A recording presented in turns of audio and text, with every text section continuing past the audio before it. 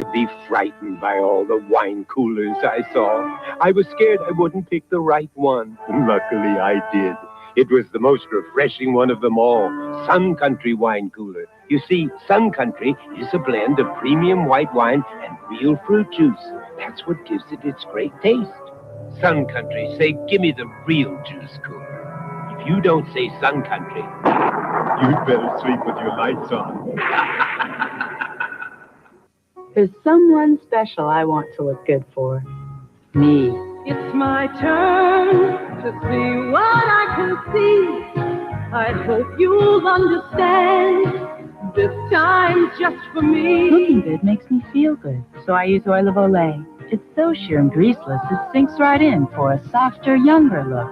Oil of Olay, beauty fluid or luxurious cream to help keep you looking younger, too. Yes. I love the rich, whole wheat goodness of Kellogg's Mini Wheats. But the delicious frosted side makes the rich kid in me open wide. The nutritious shredded wheat helps keep me on my toes. But the little ballerina in me thinks the taste steals the show.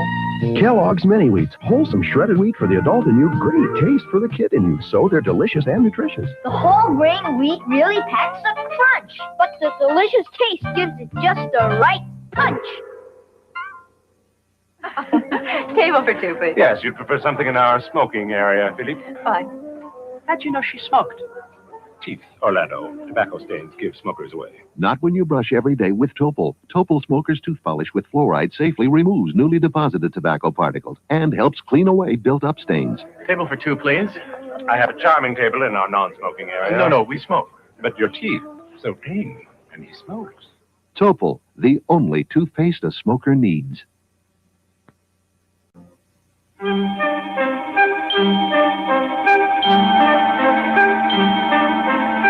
Like sands through the hourglass, so are the days of our lives.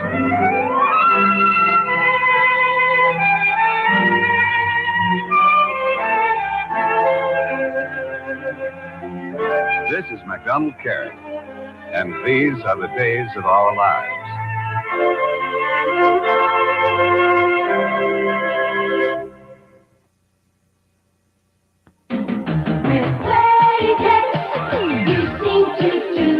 With double-layer design for dependable protection.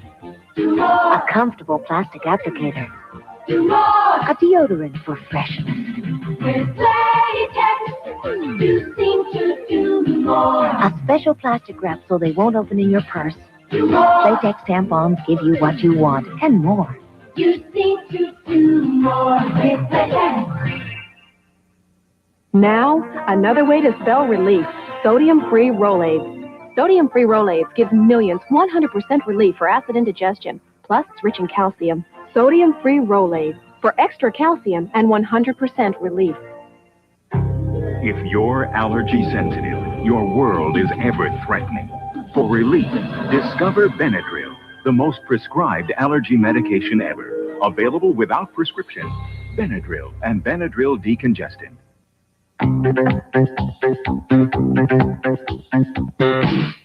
Feel it in the air. Elation. A brand new fragrance from Impulse. Excitement everywhere. Elation.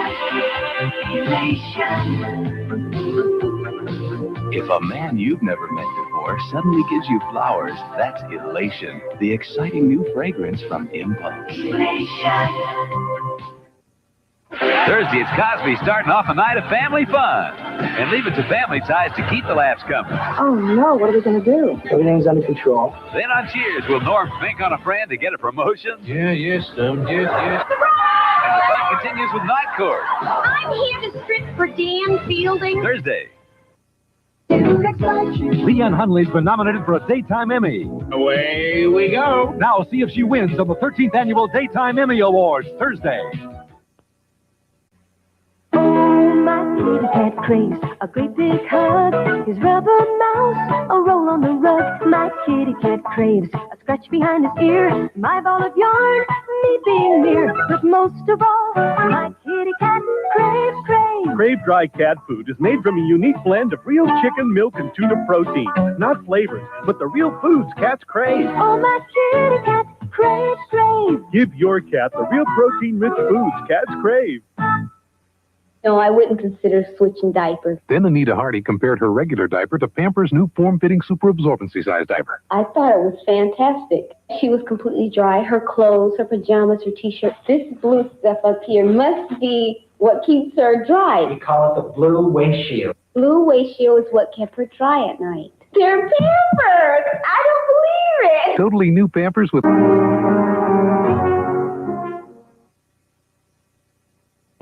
Oh, what a meal, oh, Hamburger helper lasagna. for your family. Authentic Italian taste. Hearty robusto, but not too spicy, eh? Hamburger helper lasagna turns your plain hamburger into a delicious Italian meal with authentic Italian taste. Curly Italian noodles, rich tomato sauce, and a better blend of spices. Hamburger helper. Lasagna. Helper, hamburger helper. Make a great meal, oh. I'm not ready to go yet, okay? I'm not ready. You gotta wait. I got shit to do. I'm in the middle of something, right? Just hold on.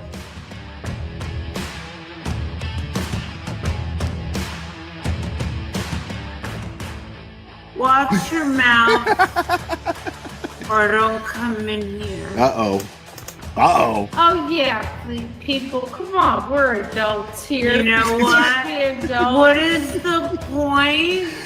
Yeah, we're adults here. I got a fucking Burger King fucking thing on my head. But we're all fucking adults here, guys.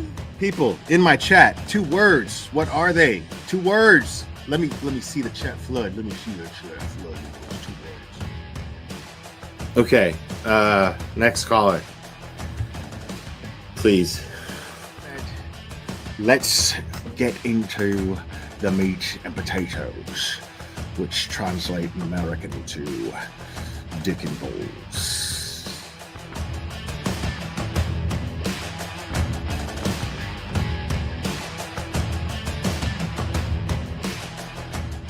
I got flip-flops. These are my flip-flops. Yeah, I really like my flip-flops because I can put them on. Because look, watch me put them on. I can put them on all by myself. Watch me put them on. Look, are you watching? Look, these are my flip-flops. Thanksgiving Day. I remember it clearly. It was Thanksgiving Day. I was inserting myself in somebody else's fucking business as a cash grab, and you know. This channel is harsh reality. Kareniak se jodió la sucia vida. Amen. This is Jonathan Lee Ridges. I have cheeseburgers. I'm gonna put cheese on them. I'm gonna make sure that I have my hamburgers because I'm a big boy now and I can make the hamburgers. My mom lets me use the stove now.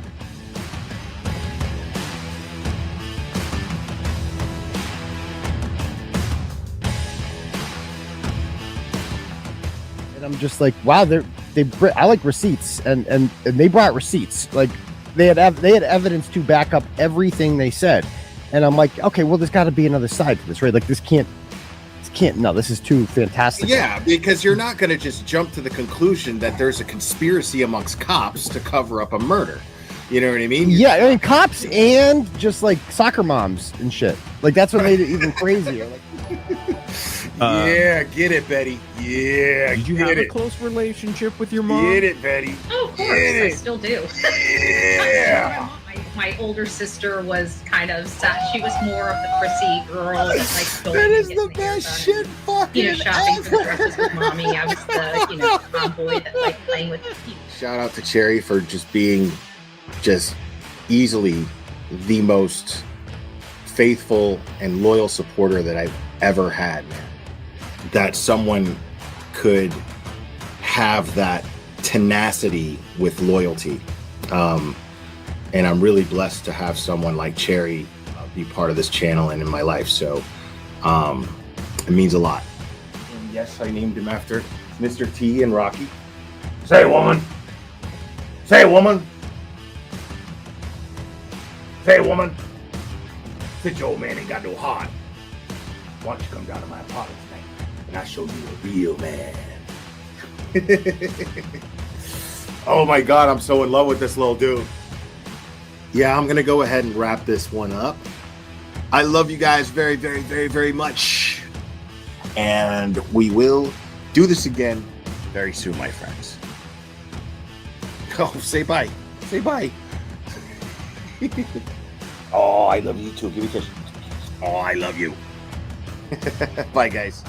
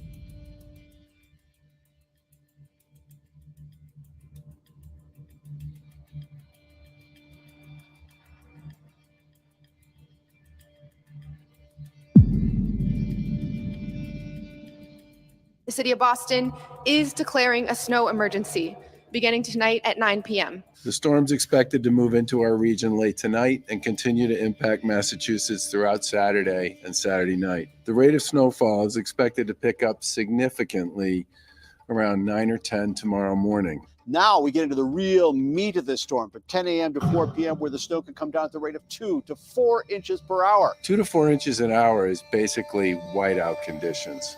Here in Boston, there is a snow emergency that is in place, and that means there are parking restrictions that are also in place. Look at the temperature at noontime tomorrow. It is dropping as that wind shifts to the north and strengthen. It pulls down the colder air. So these are going to be bands of really heavy snow, but it goes on here. Bands of snow, damaging winds through the afternoon. And this here, 9 o'clock in the evening, we're still getting it. Because of the wind, it will be extremely hard to see anything at various points in time along the way. And heavy wind gusts of more than 40 miles per hour, making challenging travel conditions throughout the day where it will not be possible to see the road ahead. This is going to be a very big storm.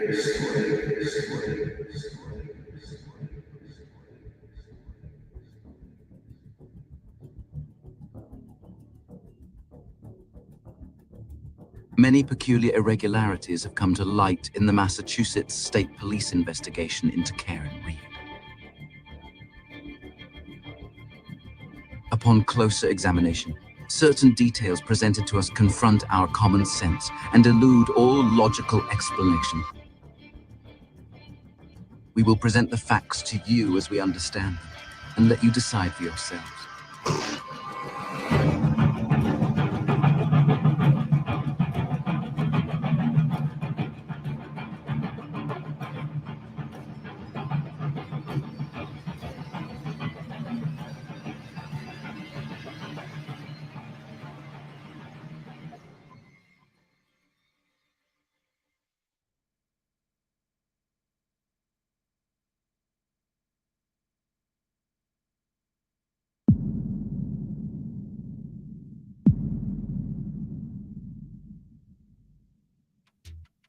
After finding missing Boston police officer John O'Keefe's body laying nearly lifeless on the front lawn of 34 Fairview Road, a 911 call was placed by Jennifer McCabe at 6:04 a.m.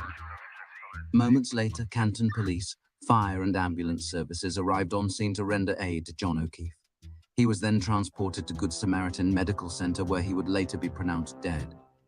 Once John O'Keefe left in the ambulance, responding veteran Canton police officers Lieutenant Paul Gallagher, Detective Sergeant Michael Lank, and Sergeant Sean Good began their investigation by searching for evidence. It was nearly sunrise, and the sky was getting brighter by the minute. The low wind, minimal snowfall, and early morning sunlight provided the best conditions for a police search that would be possible for the next 24 hours. Since it had only been snowing lightly up until this point, and would not start snowing heavily for another 3.5 hours, Lieutenant Gallagher was able to clear about 2 inches of accumulated snow from the crime scene with a leaf blower. Before we go any further, let's discuss all of the evidence that was present at the crime scene that day during the morning Canton PD search and the evening Mass State Police search in total, according to the Commonwealth. 1 broken cocktail-style glass. 1 men's sports shoe belonging to John O'Keefe. John's cap. 6 blood samples collected from the snow using improvised red plastic cups borrowed from a neighbor. And 37 pieces of shattered tail light plastic scattered across the crime scene. Now, envision all of that evidence on the grass surrounding John's lifeless body, precisely at the spot designated by the state of Massachusetts as the point where he came into contact with Karen Reed's taillight. This contact had such force that it resulted in the taillight explosively shattering into 37 pieces and the cocktail glass breaking. A violent impact of such magnitude that it not only knocked one of John's shoes off, but also sent his cap flying from his head. What was found by the Canton PD during the first search is quite curious. They were able to locate all of the broken cocktail glass pieces and all of the blood samples. However, of the 37 bright red tail light pieces laying in the pure white snow, they were able to find exactly 0.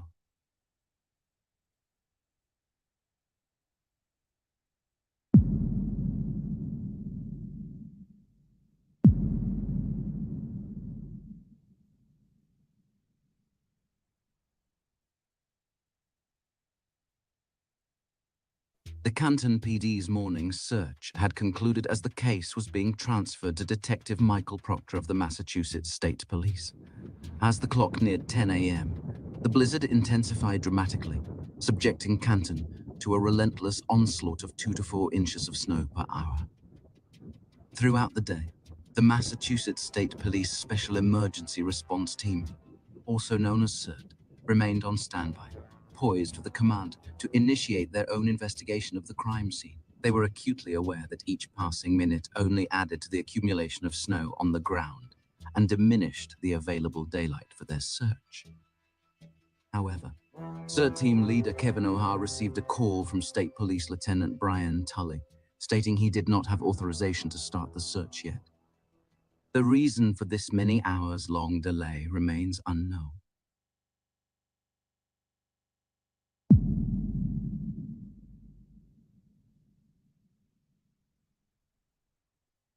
At 4:55 p.m., the sun would set with nearly 21 inches of snow on the ground and more still falling from the sky. With no daylight, high winds, and at times blinding whiteout conditions, visibility could not have been worse. Authorization would finally come, and at 5:44 p.m. the CERT team, along with State Police Detective Lieutenant Brian Tully, would conduct a second search of the crime scene outside 34 Fairview Road. There is no record of the area being cordoned off since the morning search, which left it wide open for anyone to access, unmonitored until the state police arrived. Under these conditions, one wonders how they could have found anything at all. However, what the Massachusetts State Police claim to have found is truly mystifying and challenges rationality. And 20 inches more of snow, 40-mile-per-hour winds, and complete darkness. The state police claim to have found 2 bright red and 1 clear plastic pieces of shattered taillight, along with John's missing shoe. Logic would dictate that a mix of evidence should have been found by both teams. However, the fact that the morning search found all of the cocktail glass pieces indicates they did a meticulous job searching the area. Then how in the world during their 2-hour search did they miss 37 pieces of bright red shattered taillight glass, including 1 corner piece the size of a small teacup? And furthermore, what explains the Massachusetts State Police's ability to find them during the second largest January storm ever recorded in the Boston area? Leslie, how was the shoe missed in a few inches of snow during the morning search?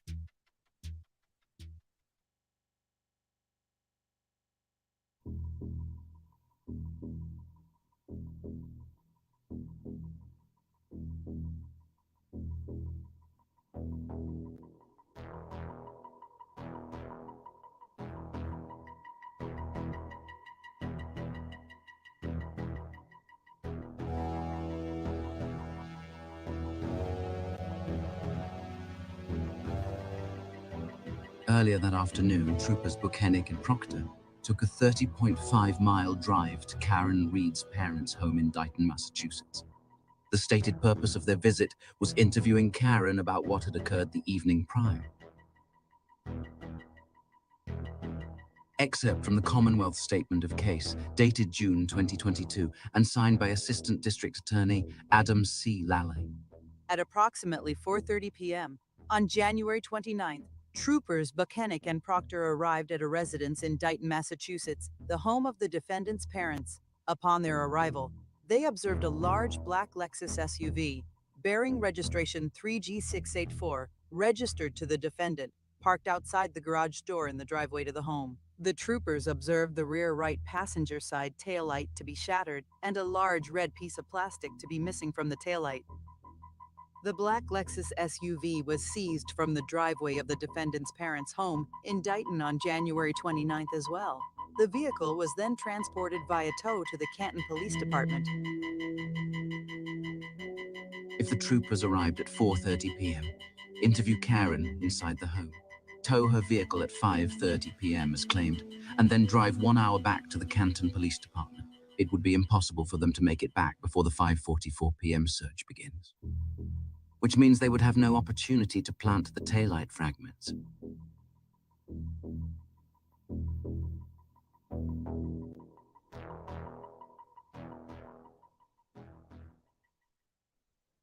On May 2nd, 2023, award-winning journalist Aidan Kearney from Turtleboy Daily News would break a story that would profoundly shake the foundation of the case and cast doubt on the integrity of both the Massachusetts State Police and the Norfolk District Attorney's Office. Kearney reported the existence of time-stamped video footage from the Reeds' home, showing Karen's vehicle being towed at 4:12 p.m. And he would go on to report more evidence in the form of public records requests to the Dighton Police Department, ultimately proving that the troopers arrived at 3:27 p.m. and were gone by 4:17 p.m. This means Trooper Proctor and the vehicle were unaccounted for a period of 1 hour and 18 minutes, and that they had plenty of time to reach the crime scene before the 5:44 search began. And that they lied about the timeline on official court documents in a murder trial. Quoting Aidan Kearney, "What these people are doing is evil and tyrannical, and we will never stop exposing their lies until each and every person who helped cover up the murder of John O'Keefe is criminally charged."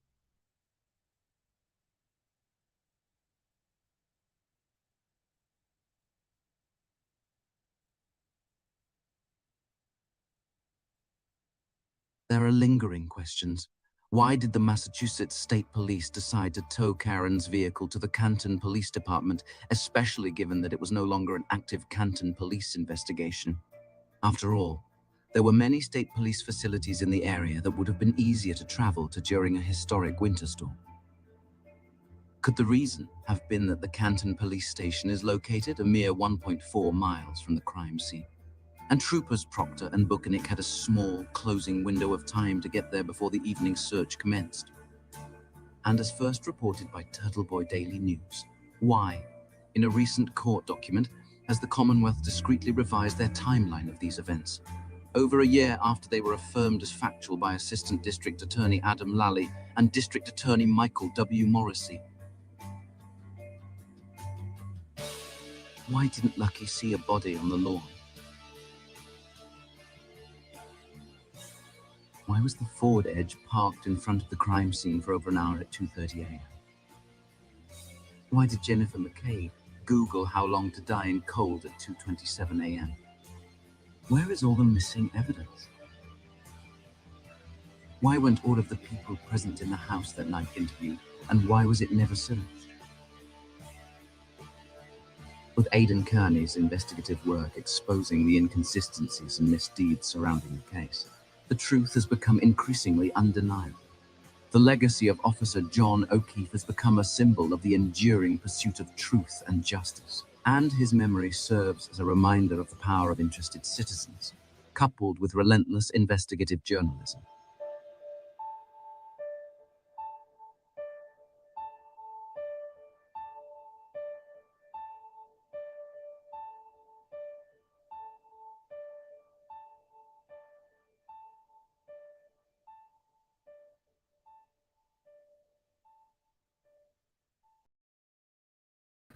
Woo! People. Welcome. It's good to see you guys. I hope everybody's doing well. I hope everybody is.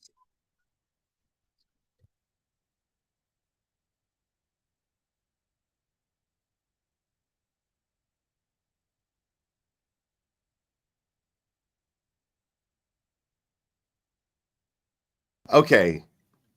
So tonight's going to be interesting. Okay. And how about that video by Microdots, man? You guys, if you guys aren't subscribed to Microdots and you're following this case, you are missing out. Microdots is amazing. So yeah. Now, what I'm going to go over tonight, though, I wanted to play that video so you guys, A, obviously see how dope Microdots is, and B, catch you guys up a little bit on what we're looking at as far as this federal investigation goes. That video was made before it was even public that there was a federal investigation into the Norfolk County DA's office. So now what we're going to do is we're going to go over another video. And this video kind of blew my mind because I think I got it. Guys, now I'm not a tech guy at all. Okay. Cherry jokes at me and calls me a boomer because I still don't even know half of what I don't know 90% of what my MacBook can do. I have no idea. Okay. I same with my iPhone. I don't know. So, very, very bad at tech. So, but Brandy Churchwell, okay, now her video is pinned at the top of the chat. Please take a moment and click on the video and like it, and make sure to subscribe to the 13th Juror, which is Brandy Churchwell's channel, because she knocked it out of the park with this. Like, she just like, Brandy Churchwell basically did one of these where she was just like, all right, damn it.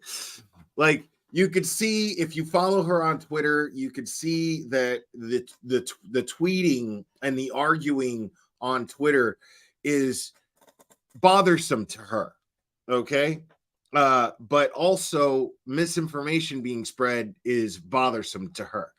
So what Brandy went ahead and did was contact a tech guy of her own. Okay. And she was like, I want to get to the bottom of this 227 search. Why can't I just get a tech guy to walk me through this and tell me if Jennifer McCabe made that Haas Long to Die in Cold Google search, in fact, at 2:27 a.m. So we're gonna watch her video. Now, I truly believe that this video is like the way it's explained is dumbed down as much as it can possibly be, honestly. So kudos to her for this, and kudos to the person who she got to do this.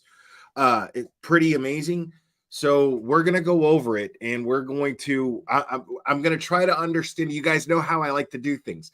I'm going to try to understand this. Now, I did watch this already, so it's not a reaction video, but I'm going to try to understand this live with you guys because I don't fully understand it.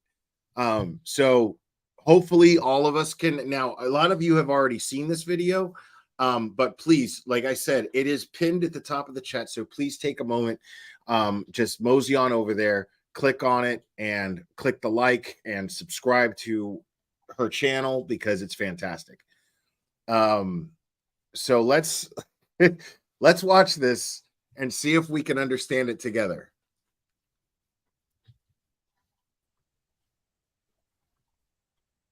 Hey guys, Brainy Churchwell here from 13th Juror Podcast. This is as loud as it goes, if you by are the way. following Sorry. the Karen Reed case, you know that one of the most debated arguments is whether or not the search for how long to die in the cold was searched by Jen McCabe at 2:27 a.m. or if it only showed up at 2:27 a.m. on the report, but it was really done later on, like after 6 a.m. when John's body was found. Now, this debate has suddenly turned all of social media into software programmers and cell data experts, and it seems that most people tend to agree with whichever explanation suits the theory of their chosen side. I decided to go. That's not unfair at all. That's a very, very fair observation. Because there's a lot of people who just, I mean, the fact is I don't understand it.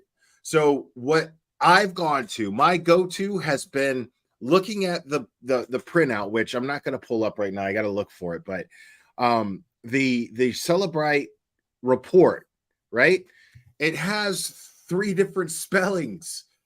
So to me, that's the evidence, unless I'm missing something here. To me, that's the evidence.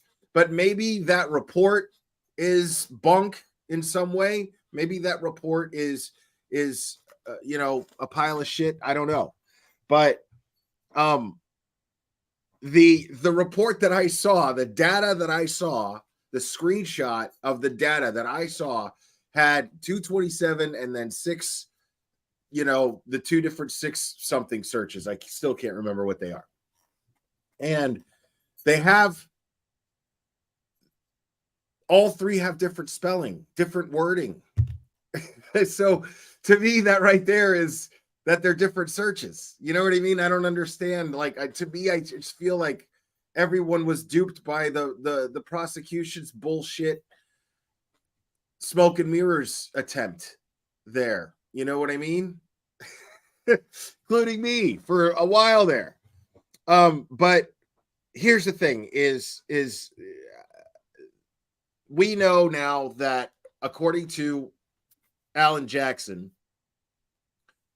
and I don't think that he would say this unless he was able to prove it, because again, to walk you through this really quick, what we heard in that last hearing when we were made aware of the FBI's investigative findings was that it was a motion. They were addressing the motion to dismiss the charges against Karen Reed and disqualify the Norfolk County DA's office from the case altogether, due to different examples of misconduct and just plain negligence that were addressed both in the motion and in the hearing, as well as now.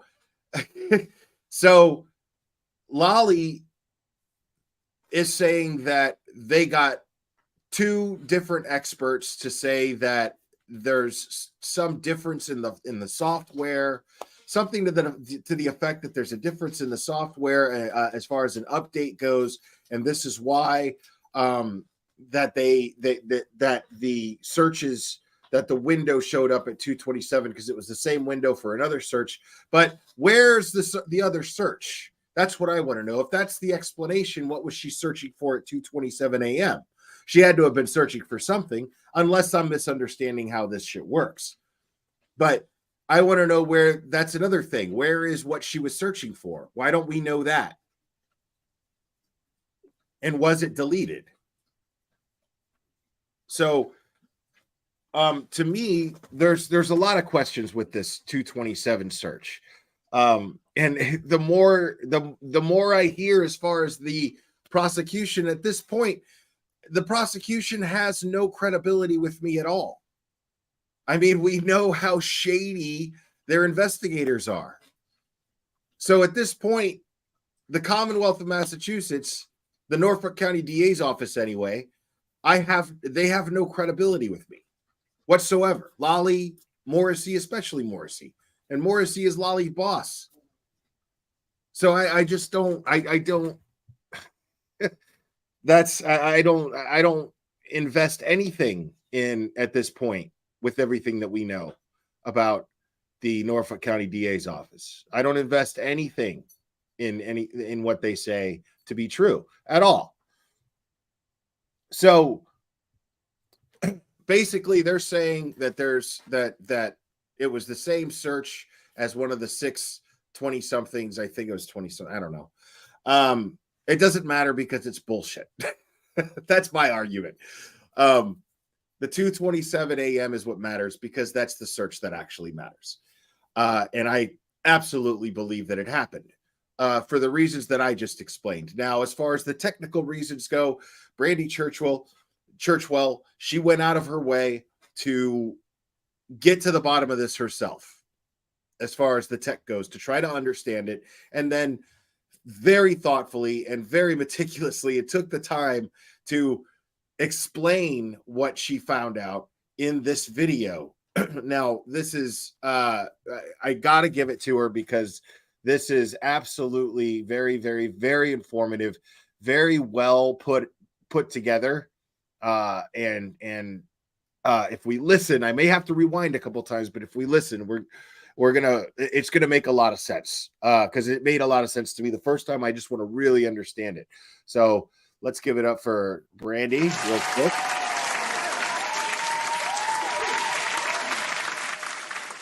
All right. Go straight to a software developer and programmer who doesn't care anything about sides or who's right or wrong, and ask him to explain it to me like I'm 5 years old. So I took his explanation and the explanations from the attorneys and court documents, and I kind of put it all together so that you can decide for yourself what you believe. So the controversy really started because the 2:27 a.m. search didn't show up when the state used Celebrite to image and download the contents of Jen McCabe's phone. But it was found by the defense when they used an updated version of Celebrite about a year later. So the search itself wasn't found on the iPhone's SQLite database, which is what stores all of the history information. Instead, it was found in a deleted WAL file that was retrieved from the iPhone's Apple file system, which is basically a proprietary file system developed by Apple. So the discovery was due to the fact that Celebrite only recently started attempting to recover such files for the purposes of their forensic analyses. Now, the state's expert, Jessica Hyde, she's not disputing that the search exists in this file. Rather, she's saying that she doesn't know why it's there, stating, quote, a definitive reason as to why the timestamp is listing the time of 2:27:40 is unknown, end quote. And she goes on to see, that's really important right there. See, that's a detail that I never actually paid attention to. And thank you, Brandy Churchwell, for bringing that to light there and pointing that out, because the witness for the prosecution, the expert that works for Celebrite, or that worked for Celebrite, I don't know if currently, but that witness that everybody's going, oh my God, but it's a witness for Celebrite. That witness is saying in their statement that they don't know the nature of the 2:27 search. It's unknown. She's not saying it didn't happen. She's saying, I can't explain it. Right? She's saying, I simply can't explain it. That's huge. That is massive right there. Because here is this narrative being spun that, oh my God, even the expert that works for Celebrite is saying that the search didn't happen at 2:27. That person is not saying that. That person is actually saying unknown. They don't know. They can't explain it. But Brandy Churchwell here is going to explain why she can't explain it, which I find fascinating. On to say that the other timestamps based on testing and artifact knowledge are more accurate in observing the time searched. Now, it's important to keep in mind that this artifact knowledge that she's using as her basis for her conclusion is limited to just what she knows and understands from her experience and training. But like I mentioned, this technology that now allows for Celebrite to extract this information is all new. So her knowledge and understanding of how to interpret it would logically be the reason that she says that it's unknown. So in order to understand it, we have to first kind of understand a little bit of background. So Celebrite is an Israeli company that's infamous in the security and free from government overreach portion of the internet. Now, if you watch trials or I you've love done that. any kind of research on phone privacy, then you probably already know that Apple has been kind of at like the forefront of protecting its users' safety and privacy. So much so that unlike any of the other big tech companies, they've gone toe to toe with the FBI over the past decade plus and have steadfastly refused to give in to FBI demands to create back doors into their phones. In fact, they actually, as they fought it out in these secret US courts, their software developers began enhancing their security so much that it became impossible for FBI to access iPhone data. So after pushing this time and time again and claiming, terrorists would win unless they got their way, they ended up being contacted by this company called Celebrite, which is essentially a firm that was able to hack into the iPhone and access the data that the FBI couldn't.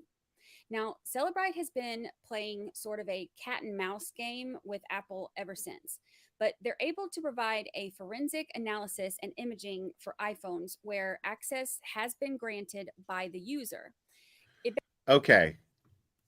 I have to talk about that for a second because I think that shit is fascinating.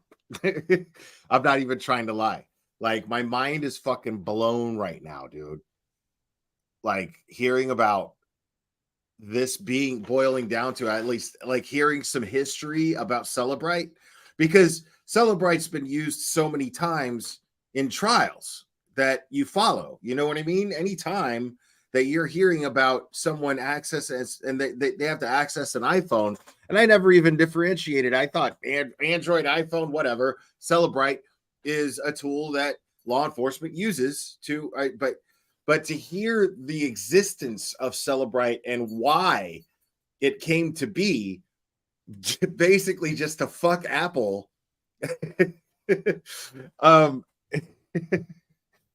It's pretty crazy. But that's the thing is, I mean, I don't know how I feel about that shit. I really don't. I don't know how I feel about that. It's pretty funny. But yeah, my mind is absolutely fucking blown, dude. Like, explosion.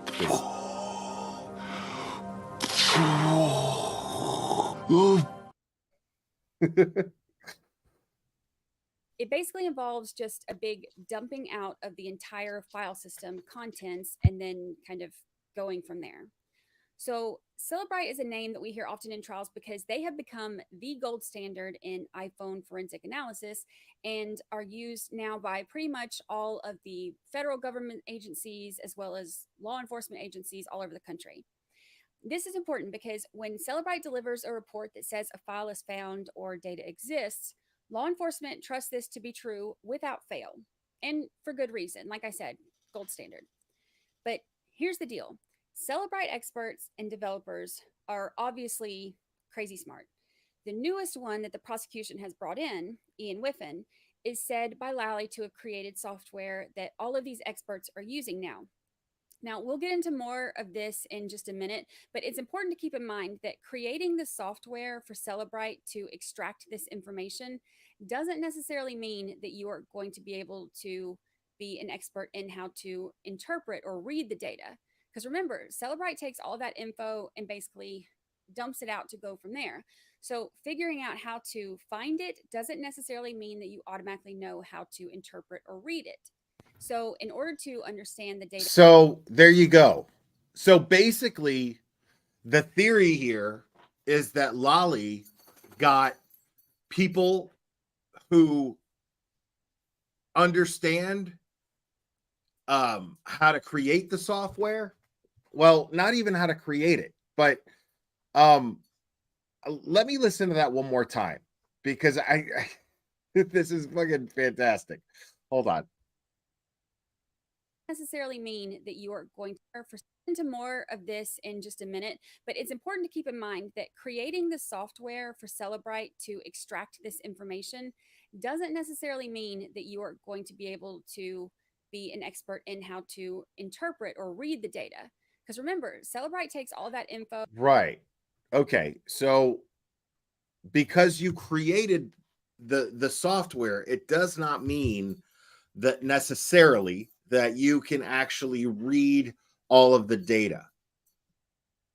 So that's actually a really interesting theory here. So basically, Lolly could have gotten people who helped create the software. Now that's gonna sound good to a jury.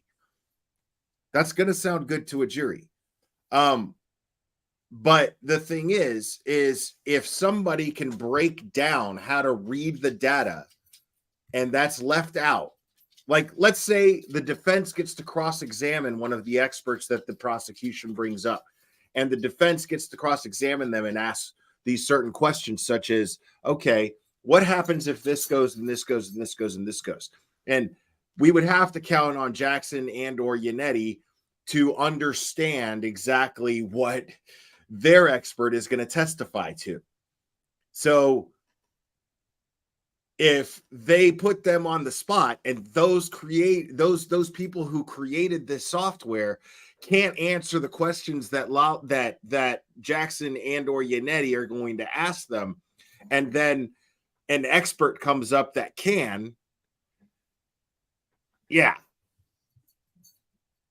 So this is going to be interesting. So basically, she's basically saying that this person who, or at least the people who the prosecution are planning to call up, don't necessarily know how to read the data, because she's going based on their statements that that they were recorded in saying. They can't explain. They don't know. They're not saying the 227 search didn't happen. They're saying, I don't know what the 227 search is. So it makes sense that there's data there that they don't know how to interpret. And basically dumps it out to go from there. So figuring out how to find it doesn't necessarily mean that you automatically know how to interpret or read it. So in order to understand the data itself, it requires expertise from a software developer or programmer that is familiar with the actual data and how it's coded. So a programmer brings us to the embedded data system that is used by iPhone, known as SQLite. Now, when you see this written in reports, it's written like SQLite. And according to this software developer, this is the part that makes the timestamp for this search irrefutable. SQLite has been around for more than 20 years. It's rock solid database that's used in every iPhone, Android, smart TV, smartwatch, router, you name it. It's installed on like tens of billions of devices worldwide. Now, the wide adoption over the past couple of decades has turned it into an extremely mature, well-tested database. A while back, SQLite implemented a write-ahead log, or WAL, W-A-L, which is a crash recovery mechanism, and it's kind of at the heart of this specific piece of evidence. So before the implementation of the write-ahead log, you had one single file that represented a database. Now, if you wanted to insert, let's say, a new search entry, the program would have to lock the file so that no other application could use it, insert the data into the file, and then release the lock. If you have multiple applications trying to access the same file, then it creates a bottleneck and it can have an impact on efficiency of the device that you're using. So simple terms, slows things down.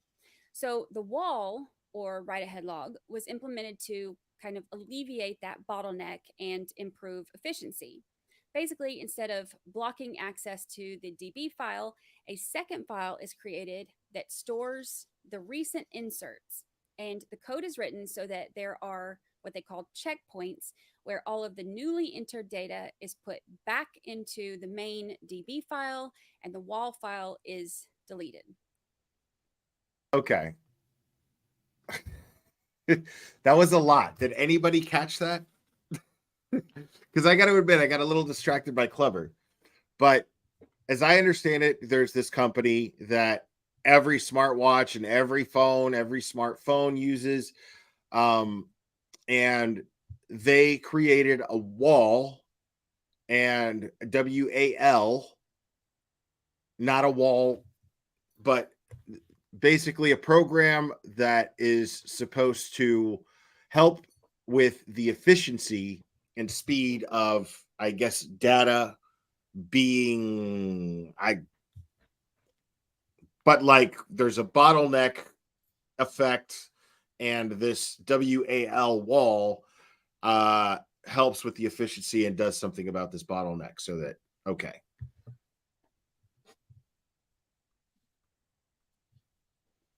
Okay, so by duplicating the data, okay. I'm no programmer or developer. So this to me felt kind of like a foreign language. So the best way that I could visualize it, because I'm a visual learner, is to picture how Google Sheets works when I'm working in it. So if I click on a cell and start typing, I can see everything that I'm typing in an enlarged and highlighted cell, but none of it is actually added to the actual document yet. The highlighted cell is temporarily holding all of the information that I'm typing in until I'm done with it. Then it will add it permanently to my Google Sheet. Now, in this analogy, hitting the enter button would be the equivalent of instigating one of these checkpoints. In SQLite, however, a command like that may trigger a checkpoint. It might, but it's not necessarily required for one, because the code is written so that by default, a checkpoint is done automatically when the wall file reaches a certain threshold size, or if it has been more than 5 minutes since the last checkpoint. Now, 5 minutes is a lot different than 4 hours, and that's important. So, okay, back to Google Sheets. This highlighted cell where I'm adding and changing these things, that's how I envision this wall. It's just a temporary file, a points.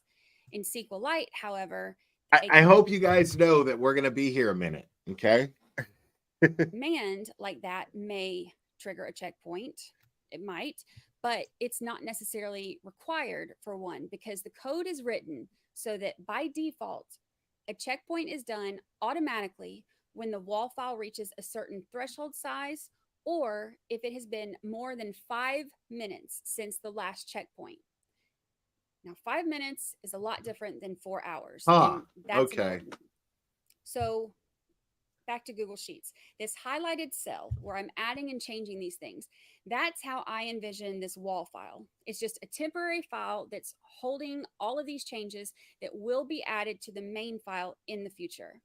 So these wall files have become kind of a staple of modern database architecture. And anyone who's dealt with databases extensively over the last decade or so, and we're not talking about me, we're talking about the fellow I've been talking to about this. Not me. They would have an understanding of what it is and how it works. So back to the case. The defense asked Celebrite to perform an updated analysis, and this seemingly new information appeared, including a 2:27 a.m. search from a deleted wall file. Now, the state's expert, Jessica Hyde, agrees that the file was there. She's not disputing that. But she didn't seem to know what exactly the wall file was, and she stuck to her original assessment of the searches only being done later in the morning after 6 a.m. So the state also implied at this time that because this wall file is shown as deleted, and the phone user can't just randomly delete those files, that the defense's assessment must be wrong. Now, this isn't really an effective argument for the few who have a true understanding of how this works, but it could possibly be effective in casting doubt for the average person who doesn't know much about how this works. So, looking at the 2:27 a.m. search, the forensic analysis demonstrates that within the wall file, there's a record indicating that a search tab was switched at that time. So, what this means is that the search for how long to die in the cold was likely entered seconds or up to 5 minutes prior to this, but no later, since the timestamp provided is clear to that point. Now, there was an additional timestamp recovered related to the basketball tab, but the forensic analysis shows that the timestamp Oh yeah, was the a basketball. number of Okay. microseconds different. Yeah, the basketball. She was searching for basketball, supposedly. Okay, now I remember. I totally forgot about that. Oh my God. Hold on. But no later, since the timestamp provided is clear to that point. Now, there was an additional timestamp recovered related to the basketball tab, but the forensic analysis shows that the timestamp was a number of microseconds different. So the state has attempted to use this to disprove the search, but according to the software developer, it doesn't actually disprove it at all. The iPhone would have inserted activity of both the tab she was on and the tab she was switching to, and the switch would have differed by a very minute amount, like micro. See, that's interesting. Okay, because the way she's explaining it, so there's a good possibility that Jennifer McCabe was there, probably being coached by somebody in law enforcement who's had to deal and listen to testimonies about phone searches and about Google searches, right? So could it be that she consciously Googled the basketball scores immediately when she Googled the how long to die in cold? Basically, like planning, like, okay, we need to find out how long it's going to take. But if they see that Google search, well, we have to be able to explain the Google search away. Like a premeditated Google search and trying to hide it. I don't know, but I mean, if it was so quickly,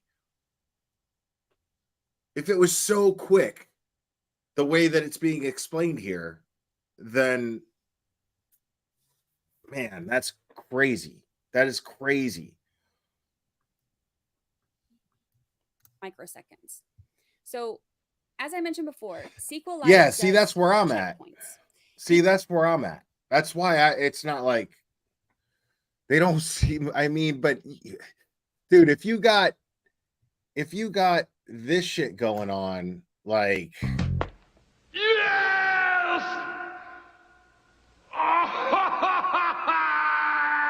like it. I mean, if that shit's happening, there's all kinds of shit being thrown around. The most paranoid thoughts, I mean, I don't know if that was the case, but I mean, the thing is, you just can't put a limit to the possibilities of what's being said out loud if that shit is involved. You know what I mean? Like, there's, I mean, I'm not wrong. So, I'm not wrong. That's all I'm saying.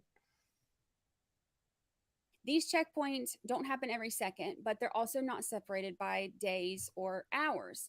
They are defaulted to occur every 5 minutes if one hasn't already been triggered by some kind of command or the size of the file exceeding a certain point. So these checkpoints are the time when that temporary wall file is deleted and the contents that were on it are placed onto the main DB file. So this will either insert or overwrite data that's already in the file. So Jen McCabe performs this search. It's stored in the wall file. At some point, the wall file is deleted and the search data is placed into the main DB file. So this is the point where I have a question, because my question was, if she deletes the search for how long to die in the cold, then based on the defense's theory, she performs it hours later, realizing that someone might forensically search her phone at some point. Why would there be no trace of this search within the DB file during the first Celebrite extraction? Because after all, we've seen trials where deleted information is recovered and used against a defendant. So this is where that background on Apple comes in. Remember that cat and mouse game that I mentioned at the beginning, where Apple is constantly changing things around to protect their users' data and information. So starting with iOS 12, Apple started using what they call secure delete pragma, which is used to control how things are deleted from the database. So normally, deleted content like searches are just marked as unused, but they're still able to be retrieved in extractions, and they can show that they were marked to be deleted. Now, Apple, constantly wanting to outrun these programs that can hack into their information, developed this secure delete option starting with iOS 12. Now, when it's enabled, SQLite will actually go out of its way to overwrite the data with zeros or blank data, making it unable to be recovered from these extractions. And everything after iOS 12 has it automatically built in and enabled. So Jen McCabe is on an iPhone 11, and the iOS system that she was using is listed on the report as 15.2.1, meaning this secure delete option would have been built into the code for her phone. So a forensic analysis of the file itself would show nothing and look like nothing had been deleted. If Celebrite had left the software where it was a couple of years ago, and all we would have seen was that first Celebrite report where no 2:27 a.m. or deleted items occurred, we never would have known any different. Now, prior to Apple enabling this feature in SQLite, it probably would have still been useful for Celebrite to attempt to recover wall files, but it wasn't necessary, since the deleted files would still appear within the DB file anyway. They would still come up and just show as deleted. So the state's expert, Jessica Hyde, has experience interpreting reports, but not necessarily experience in the actual data recovery or understanding wall files. And that's not surprising, given, because she's not an expert on that, because it wasn't necessary until the update after the iOS 12, right? I think is what I'm catching here. I think so the expert that the prosecution is using is aware of how to look at the data, not necessarily how to interpret it, but because now in this race between Celebrite trying to outrun, Apple trying to outrun Celebrite, they updated their iOS system. And so since the iOS system updated, this person doesn't know how to read the data prior to the iOS system update. That person being the expert for the prosecution. So this is really important. Right there, again, right there, that is enough to poke holes. That's enough to poke holes in the prosecution's theory here. So, and that's not even proving that she made the search at 2:27 a.m. They're the ones saying, the defense is they're the ones saying this is exactly the defense are the ones saying that this happened. This helps exonerate our client. And so the prosecution is going to have to defend against this. But right there, the jury's going to have doubts in the expert that the prosecution brings up. right there. Because, I mean, this expert can't read the data. They can't actually interpret the data. So this is crazy right here. Just that alone is enough to poke holes in the prosecution's theories. Wouldn't have even needed to understand it, since Celebrite only just started recovering those files last year. And they really only just started recovering those files because, the previous iOS versions weren't securely deleting data from the DB files.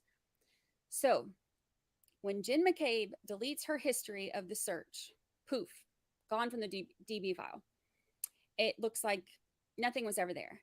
But Celebrite now goes deeper than that. Remember, cat and mouse. So they pulled the deleted files directly from the Apple file system. After the WAL file was checkpointed, it was deleted automatically. But the data remained in that file system, and the WAL files are not subject to that secure delete feature. So this is the way that all modern file systems apparently work. When a file is deleted, the data itself isn't removed, but rather the operating system is just informed like, hey, you can go ahead and overwrite that area of data whenever you want to. And they just kind of treat it as an empty space. Now, if you look at the device, or if you use the device long enough, the data will eventually be overwritten. But in this case, if you look at the time that they took her phone, it was only just a couple days after the search. So the file data was still intact.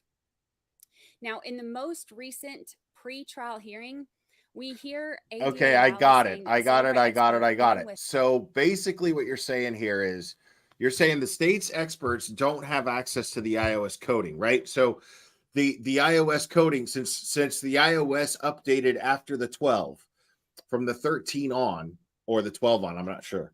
But the iOS coding, the iOS system update, the state's expert doesn't have the coding after that update. Celebrite pulled the information, the deleted information, directly from the Apple device, if I'm understanding that correctly, instead of the file, instead of the. So I'm kind of understanding it, but I'm not really fully understanding it. But I think I am. I think I'm understanding what's necessary to understand. Creates the software that all of these experts are using, and that he gives his opinion that the search happened at 6:23 a.m. and 6:24 a.m. So the thing is, he doesn't say anything in the hearing about Whiffen denying that the search also happened at 2:27 a.m. And he also doesn't really give an explanation that the software that the experts are using is created to grab the data and dump it, but not necessarily interpret it. So the theory that is backed by this data is this: Jen McCabe performs this search and switched the tabs. In the preceding minutes, SQLite checkpointed the data and it inserted it into the DB file. Jen maybe realized at some point that she shouldn't have left evidence like that and deletes the search, and it was the permanent DB file. Given knowledge of basic law enforcement forensics, maybe she thinks, I need to be able to, explain this search if it comes up later. So she searches it at the time that they find John's body, and says in her statement that she searched it because Karen told her to search this. But as the programmer explained to me, the database doesn't lie.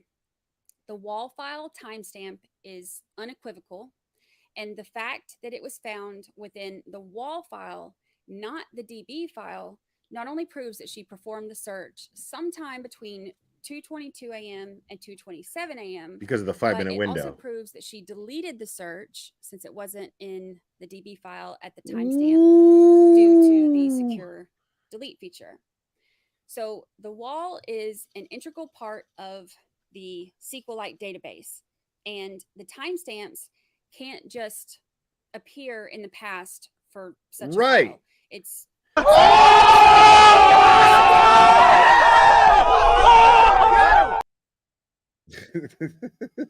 or 6:24 a.m. There's no, yeah, like that was always my whole thing is too. It's like how is the time going to the past?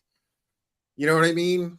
Like the real search happened at 6 whatever, but the fake search happened at 2:27 a.m. The one that didn't happen, and it's going backwards in time. I never understood that. It just didn't add up to me.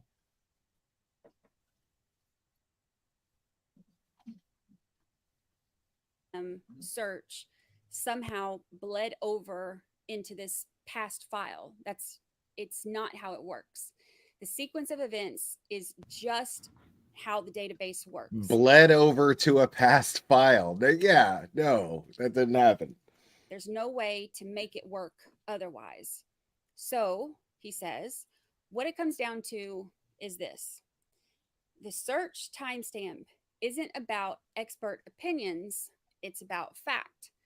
And there's no way to give an opinion on how the program works because it's all in a code that you can't really argue with and it's not up for debate.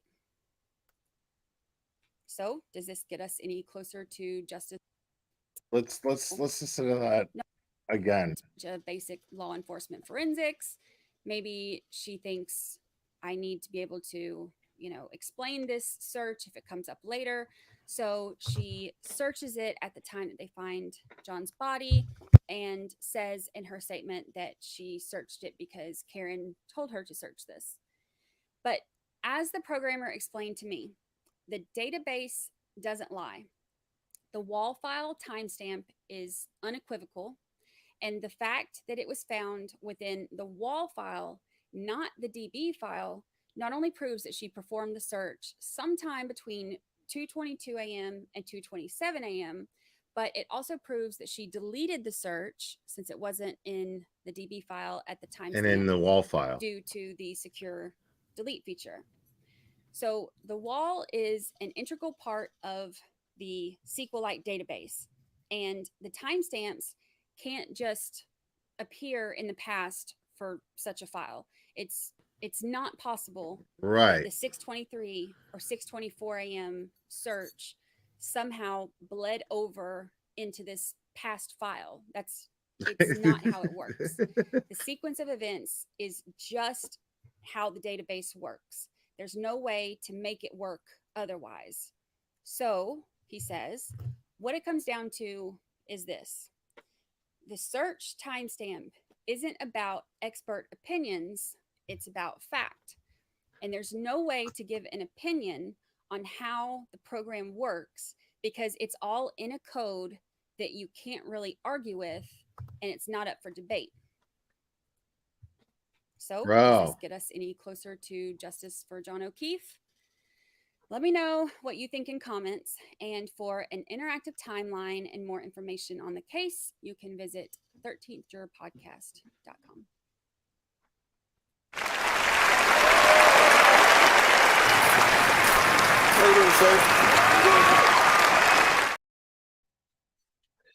So that was amazing. Thank you.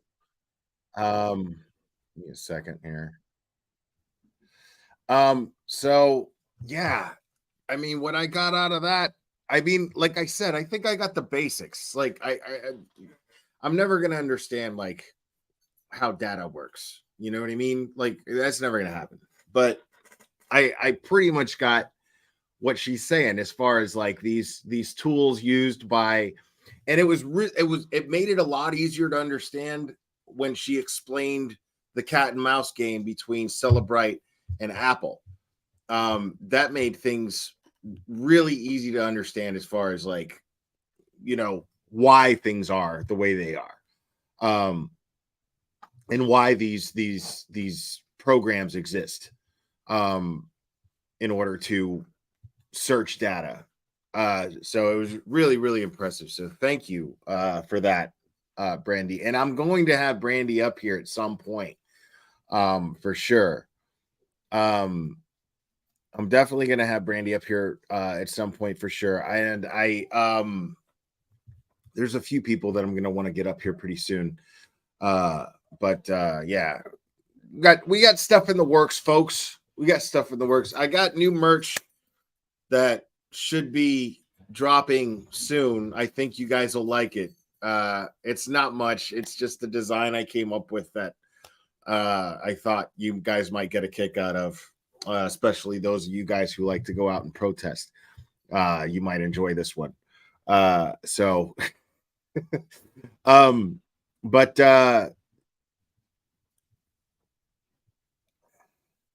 oh, yeah. Thank you again, Brandy Churchill. You were fantastic. Thank you.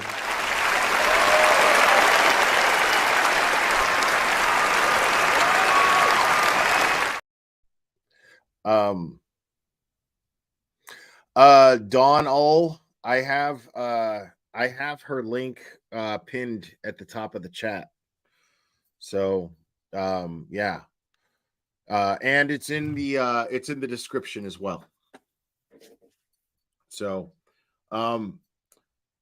yeah, so basically, I mean, what I'm getting out of that is that the prosecution's experts, they didn't even there's no indication that they're even going to testify that the 227 search didn't happen. There's no indication of that. What the indication is that they're going to say, we don't know whether or not the 227 search happened. There's no way that at least during cross-examination, that Jackson or Yannetti isn't going to go, well, I mean, can you definitively say that the 227 search did not happen? You know what I mean? And like, I want to hear one of those experts say that and explain why. But I mean, people, that's just, I'm telling you, pure smoke and mirrors. Everything, this ridiculous explanation for why this search happened. I mean, we saw the Celebrite report where they're even spelled differently. They're worded differently, the searches. So we know that. I mean, are you telling me that the 227 search wasn't at 227 and it was at 6 something on the report, that the report got it wrong? No, I mean it. Man, it's crazy to me. Like, I really hope that this doesn't even go to trial. Like, to be 150% honest with you, I mean, like, I'm human, so like anybody else, I would love to see Jackson and Yannetti in action. You know what I mean? I would love to see them cross-examine these witnesses. I would love to see them call or question the witnesses. I would just love to see it happen, because with everything that we know, watching a trial with all of this evidence being presented and other evidence just being shut down, it would make for a very exciting trial, and it would make us all feel really, really good about watching justice happen. But the thing is if we want swift justice too. And, just to hear Auntie Bev say, I have no choice but to dismiss the charges and disqualify the Norfolk County DA's office from this case, and then followed by indictments being handed down, by federal indictments being handed down. I mean, that's as swift as it gets for me. I'm satisfied with that. I'm more than satisfied with that. I mean, if we believe Karen Reed is innocent, then Karen Reed, the sooner this is over for her, the better. Why do we care that Karen Reed is innocent if not for her well-being? So, a trial is just something that is not the best thing for her well-being. The best thing would be that these charges are just simply dismissed. So, but yeah, I didn't realize that this live would be as short as it's going to be, because I'm not going to stay on for much longer. I don't have anything else to go over right now. I just wanted to go over that, and I will have I will schedule something with Brandy to discuss this a bit further. But I am super grateful to her for making that. Yeah, that was amazing. And again, make sure to if you guys are not subscribed to Microdots, make sure to subscribe to Microdots. Microdots is amazing. I'm expecting more videos to come soon from Microdots. But yeah, I always look forward to those. So anyways, guys, I am gonna wrap this up. I love you guys very, very much, and we will do this again very soon, my friends.